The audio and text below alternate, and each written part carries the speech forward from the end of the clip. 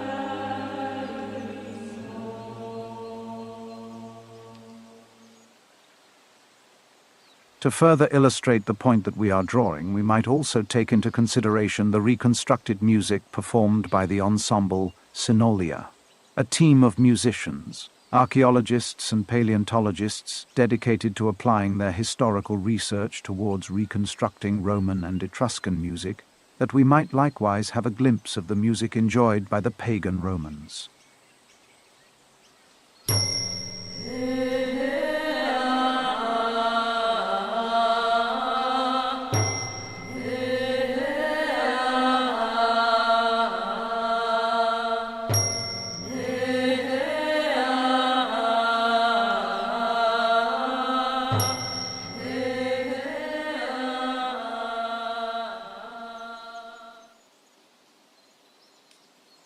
Now, let us compare these three melodies with audio taken of Viking reenactors singing outside of the Gotland Museum in Visby, Sweden, captured by the ethnomusicologist Faria Faragi.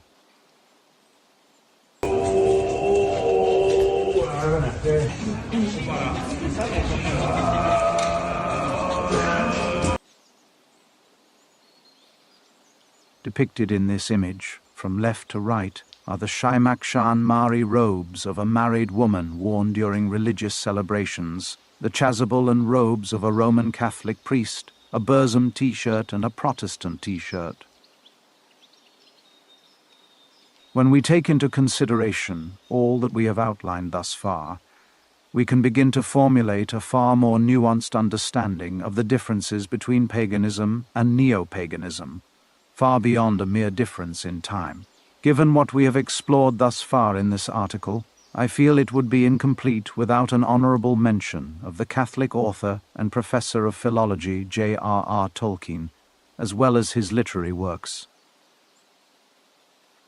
On December 7, 1946, Tolkien drafted a letter to Sir Stanley Unwin in response to a German fan of The Hobbit by the name of Horace Engels, who had mailed Tolkien several illustrations he had imagined of characters depicted within The Hobbit, including Gandalf.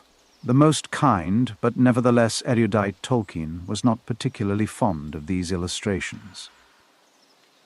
I continue to receive letters from poor Horace Engels about a German translation.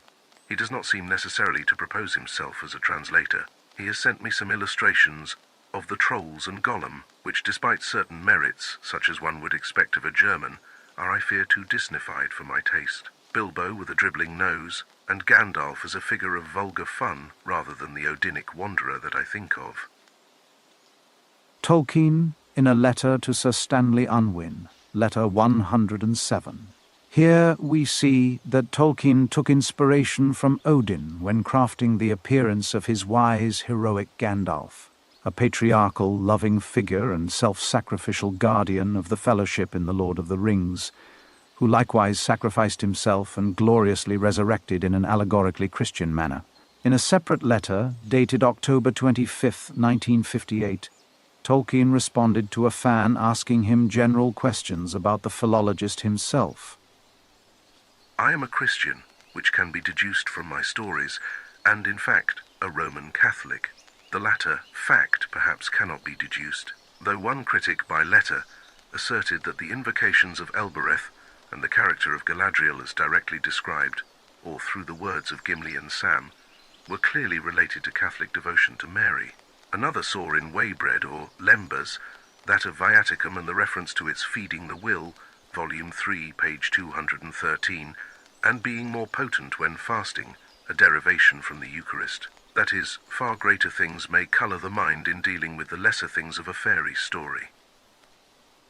Tolkien in a letter to Robert Murray, letter 156. In this image, we see on the left an illustration of Odin within a page of a manuscript from 1764 containing the prose Edda, works compiled by the Catholic scholar Snorri Sturluson. On the right, we see the character Gandalf depicted in Odinic fashion, according to the description of Catholic philologist J.R.R. Tolkien. Similarly to Professor Tolkien, it may well be worth pointing out that Snorri Sturluson himself, the compiler of the poetic Edda among countless other Old Norse tales, was likewise a Catholic, and yet When we examine the work of either scholar, nothing inhibited them from employing the aesthetic and literary treasures found in the ancient pagan religions of their forebears. On the contrary, both Catholic men seem to treat the figure of Odin with some marginal degree of respect. Snorri painstakingly compiling the teachings of Odin in his Havamal, and Tolkien adopting Odin's features for a heroic character in Lord of the Rings, who likewise held certain traits allegorical to Christ himself, the god that Tolkien truly worshipped. Reflecting upon this, both men do well to honor the memory of their pagan kin without forsaking the principles of faith they hold sacred. This in spite of the fact that neither men are polytheistic, as the neo-pagans so often claim themselves to be. This is so well conveyed within Tolkien's work that, in the later film adaptations of The Lord of the Rings by Peter Jackson, its quintessentially religious themes are still conveyed on screen.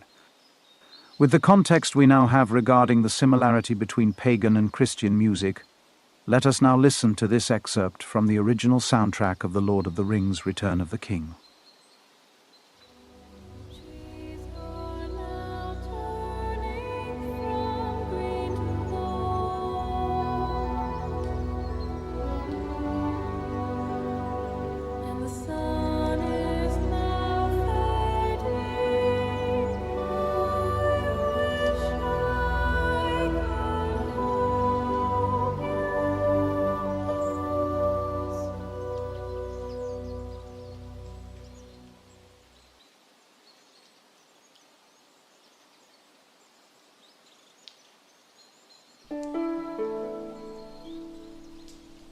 Conclusion. In witnessing how Snorri Sturluson and Tolkien, two monotheistic Christians, handle the figure of Odin when contemplating him, I posit the following objective question. Would polytheistic pagans in our time not do the same with regard to Christ? In the very same way in which the Protestant rebellions of the 16th century did not posit atheism, yet created the subsequent Enlightenment that birthed large-scale atheism in the West. So too did the atheistic West eventually devolve into the subsequent neo-pagan movement, despite not positing a return to paganism. Neo-paganism, with all of its atheistic blemishes and anti-sacrificial pro-modernist traits, its primary focus being, like its Protestant forebears, to complement the political inclinations of its adherents and wage war against the Church, the modus operandi of Europe for well over 1,000 years. Neo-paganism, which posits that the only thing a person needs in order to faithfully abide by the pagan religions of their ancestors is up to their own individual interpretation. This criticism being aimed specifically towards those modernists who, just like the audience of the painter Martin Eskil Winge, seek only to abandon any inconvenient tradition that may render the old ways too annoying and uncomfortable for them to continue practicing. Modernists who celebrate things such as greed and lust, who completely abandon blood sacrifice, who disbelieve in the existence of, or the power of, prominent foreign deities, who look at millions of their ancestors who happen to worship Christ and admonish them, rather than render unto them the ancestral reverence they would have received from the ancestor-worshipping pagans of yore. Here is pictured an excerpt from a Catholic catechism illustrating the sacrifice of Christ being considered as fulfilling all of the sacrifices of history. Neo-paganism inverts Christian virtues, believing the Church to view paganism with nothing other than disdain, whereas the Church views the Christian faith as being the very fulfillment of the pagan religions. Pictured here is a depiction of Christ as sacrificial lamb, the Agnus Dei, or Lamb of God, whose blood was poured out for the salvation of mankind. It is the central piece of the polyptych altarpiece in St. Bavo's Cathedral in Ghent, Belgium. It was painted in the 1400s. But insofar as we criticize the inversion of Christian virtues, so too should we criticize the mutilation of them.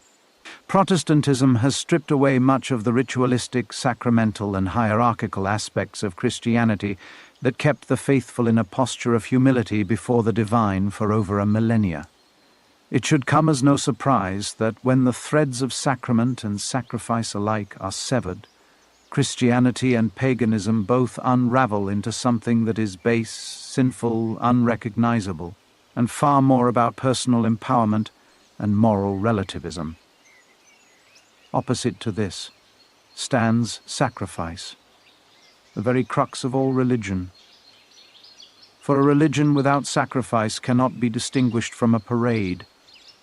True religion, that is to say, the essence of religiosity itself, whatever its form, is not the wearing of jewelry or the echoing of righteous phrases or arguments waged against disbelievers. True religion is, and always has been, the degree to which we sacrifice ourselves to the divine, the interplay between birth, death, and rebirth, of heaven and earth, of God and man.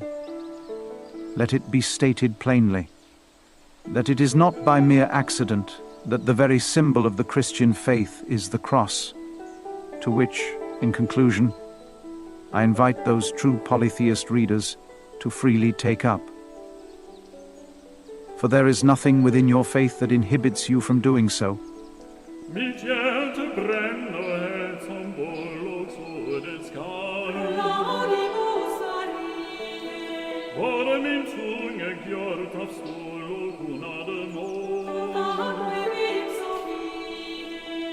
Ex novo